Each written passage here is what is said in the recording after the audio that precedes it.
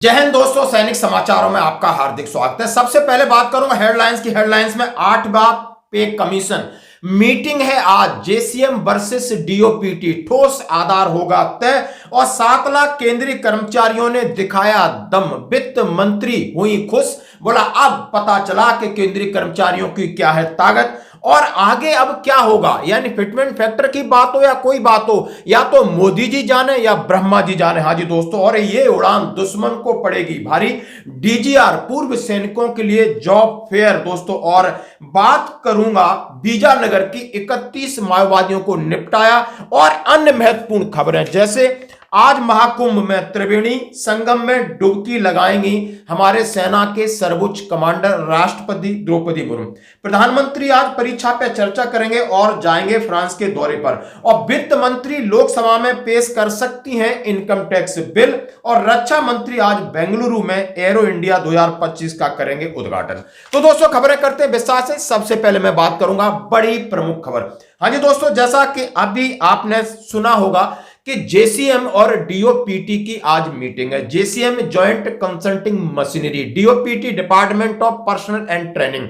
ये जो विभाग है माननीय पीएमओ के अंडर आता है और इसके मिनिस्टर हैं डॉक्टर जितेंद्र सिंह। और इन्होंने इनवाइट किया था ड्राफ्ट के लिए जेसीएम को कि आप अपना ड्राफ्ट लिखकर भेजिए कि आपको टर्म्स ऑफ रेफरेंस में क्या क्या चाहिए।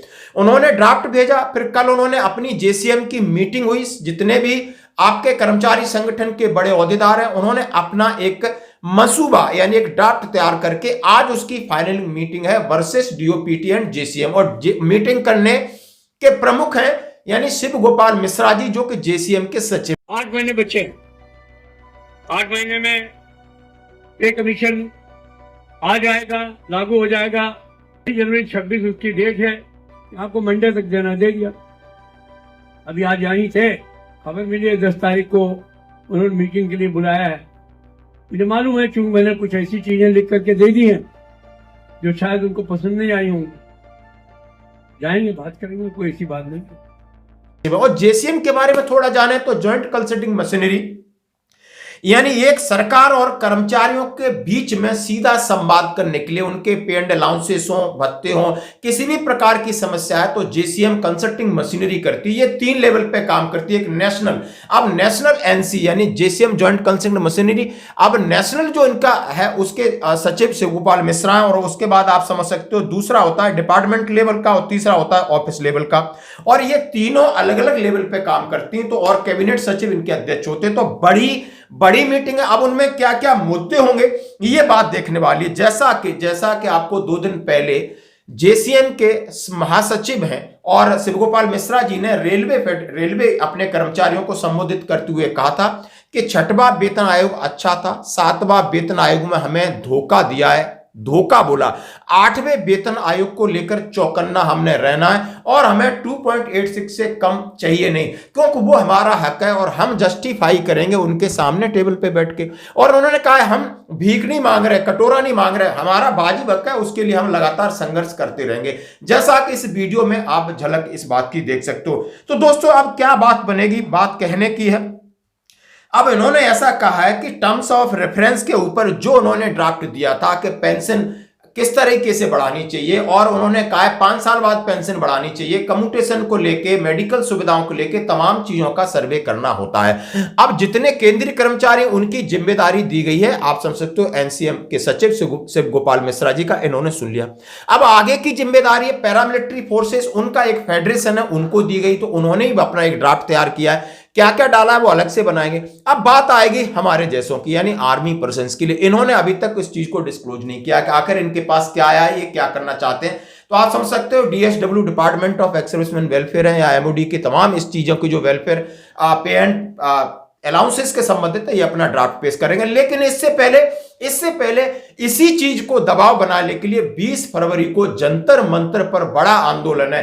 मैं आपसे फिर कह रहा हूं, उसके लिए जो उनके महासचिव हैं हरवाल सिंह, जिनकी पेंशन रुकी थी, उनकी सीधी बात आपको कल आपको सुनना होगा। एक एक चीज सुननी होगी, आखिर क्या करने जा रहे हैं, सबको किस तरीके से इन्वाइट किया। तो दोस्तों ये थी इसके बारे में चर्चा। अब मैं बात करूंगा कि कहा है कि 7 लाख केंद्रीय कर्मचारी और पेंशनरों ने दिखाया दम।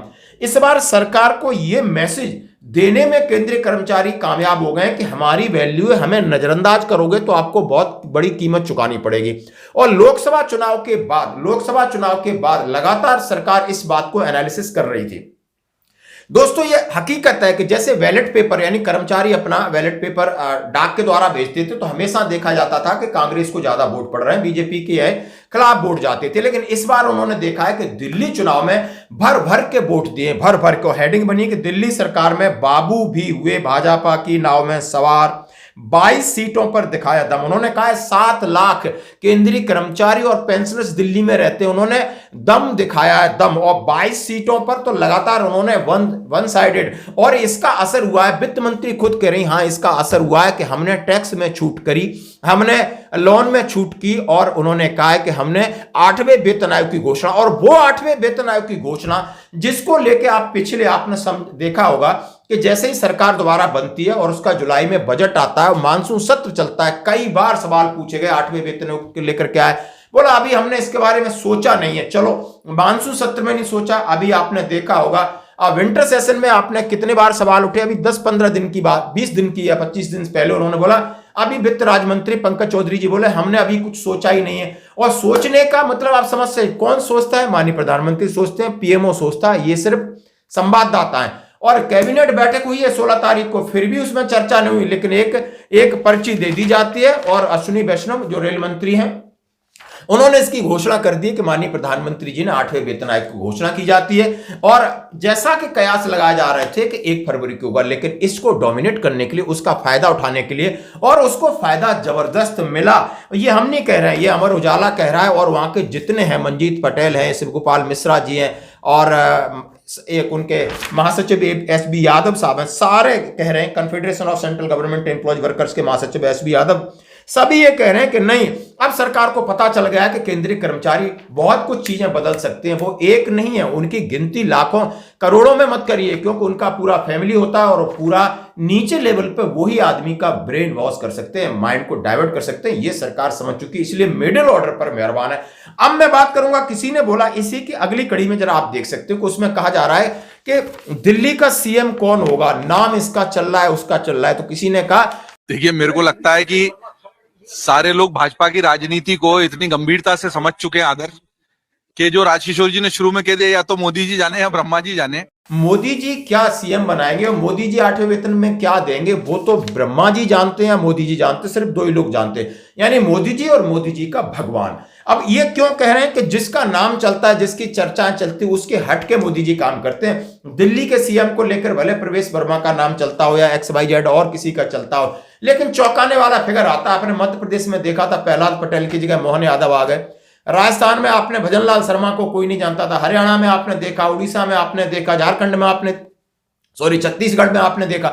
मतलब इस प्रकार के चौंकाने वाले फैमिली होते हैं जो जहां अनप्रिडिक्टेबल फैसले होते हैं, लेकिन पूरा सर्वे करते रहते हैं और इनका मीडिया। इसीलिए आप फिटमेंट फैक्टर के लिए आप आइडिया लगा सकते हो, आप जरूर गैस कर सकते हो कितना होगा, लेकिन आपने देखा होगा कि कहां आवाज चल रही है। इसलिए कर्मचारी संगठन अलर्ट हो गए कि 2.86 के नीचे आने नहीं देना है, क्योंकि सरकार के सामने 10 साल का फिटमेंट फैक्टर है। ये 1 जनवरी 2026 का नहीं, 36 तक का है। और 36 का है तो मतलब डीए के आंकड़े को 2029 तक, 30 तक ले जाकर के उनके सामने रखा जाएगा और चीजें बहुत सारी बदल रही। आप इस बात से सहमत हैं तो इस वीडियो को भी देख सकते हैं। दोस्तों अब बढ़ते हैं अगली एक और खबर की तरफ। जैसा हमने कहा, मैं बात करूंगा डीजीआर की। हाँ जी दोस्तों, रिटायरमेंट के बाद बहुत सारी समस्याएं, बहुत सारी जॉब चाहिए, तो आप पुनर्वास महानिदेशालय रक्षा मंत्रालय की तरफ से रोजगार मेला भुवनेश्वर में लगने जा रहा है। और कब लगने जा रहा है? 14 फरवरी को 7 बजे से 10 बजे तक रजिस्ट्रेशन है। Football ground 120 infantry battalion TA Bihar police आयुक्त के सामने, विद्युत मार्ग भुवनेश्वर। आवश्यक दस्तावेज, पूर्व सैनिक पहचान पत्र, फोटोग्राफ सहित नवीनतम बायोडाटा की 5 प्रतिलिपियां। और उन्होंने कहा नौकरी चाहने वाले पूर्व सैनिकों के लिए फायदे, उसमें PSU के लिए परेशान आपकी भर्ती प्रक्रिया है, नौकरी के लिए उन्होंने दिया है। आप उनके टेलीफोन नंबर भी हैं, पुनर्वास निर्देशालय दूरभाष का नंबर है, और आप लेफ्टिनेंट कर्नल राजेंद्र सिंह हैं, उनसे आप किसी भी प्रकार की पूछताछ कर सकते हो। Admin commandant Bhubaneswar military station को उनका नंबर दिया है 6398463478। और जिस किसी को जाना है आप ये पेपर ले सकते हो, ये हमसे व्हाट्सएप पे आप भेजोगे, मैं पूरी डिटेल आपके साथ शेयर करने के लिए तैयार हूं। और मैं बात करूंगा दोस्तों और क्या खबरें हैं, और क्या खबरें। आज महाकुंभ में महामहिम हमारी राष्ट्रपति जो सेना की सर्वोच्च कमांडर है वो डुबकी लगाने जा रही हैं। और माननीय प्रधानमंत्री जी आज फ्रांस का दौरा करेंगे। और वित्त मंत्री लोकसभा में दोस्तों इनकम टैक्स बिल जो कि आपको 12 लाख या पौने 13 लाख की बात कीजिए, उसकी पूरा कैबिनेट से भी मंजूरी मिल गई है, घोषणा हुई कैबिनेट की मंजूरी और आज फाइनल होगा लोकसभा के अंदर। और रक्षा मंत्री आज बेंगलुरु में एरो इंडिया 2025 का करेंगे उद्घाटन। अब इस उद्घाटन के साथ में एक तस्वीर आपके सामने रखना चाहता हूं और वो तस्वीर है दो दोस्तों की, दो दिग्गजों की। उन्होंने कहा है ये जो आज की उड़ान हमने भरी है ये बहुत ही उमंग भरी थी। और जैसा कि आपको पता है कि एयर चीफ साहब भी हमारे कोर्समेट हैं और हम दोनों 1981 से साथ में हैं। तो अगर मैं यही बोल रहा था कि अगर मुझे वो पहले मिलते, साथ में हम रहते, तो जरूर मैं एयरफोर्स ज्वाइन करता, क्योंकि मेरी भी इरादा था कि अगर एयरफोर्स में जाऊंगा तो फाइटर पायलट बनूंगा। आज वो फाइटर पायलट का सपना पूरा हुआ। और जिस तरह से साहब ने मुझे ऊपर ले जाकर जो एक्टिविटीज कराई, एक्रोबैट कराए, उससे यही लगता है कि आज मैं कह सकता हूं कि एयर चीफ मार्शल साहब मेरे गुरु भी बन गए हैं। और ये एयरफोर्स और आर्मी का जो एक आपसी संबंध है वो और प्रगाढ़ बनेगा।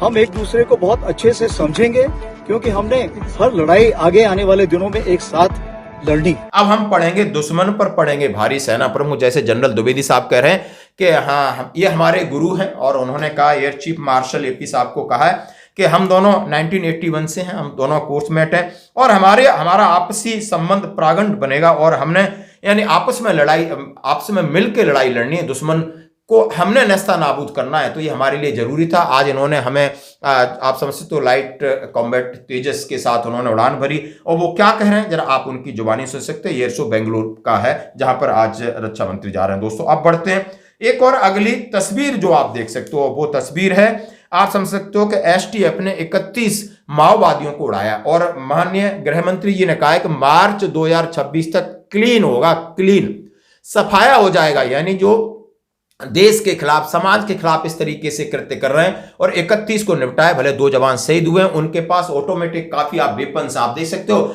हम आतंकवादियों की बात कर रहे हैं, आप अंदर की सिचुएशन देख सकते हो कि अंदर की सिचुएशन कितनी खराब है। आप देख रहे 1, 2 ने 31 लगातार इनका सफाया हो रहा है। और उनका डेडलाइन दे दिए, मार्च 2026 एंड हो जाएगा आपका, बिल्कुल नाम और निशान मिट जाएगा, जमीन पर एक भी निशान नहीं रहेगा। तो दोस्तों ये थी आज की खबरें, बने रही हमारे साथ, धन्यवाद।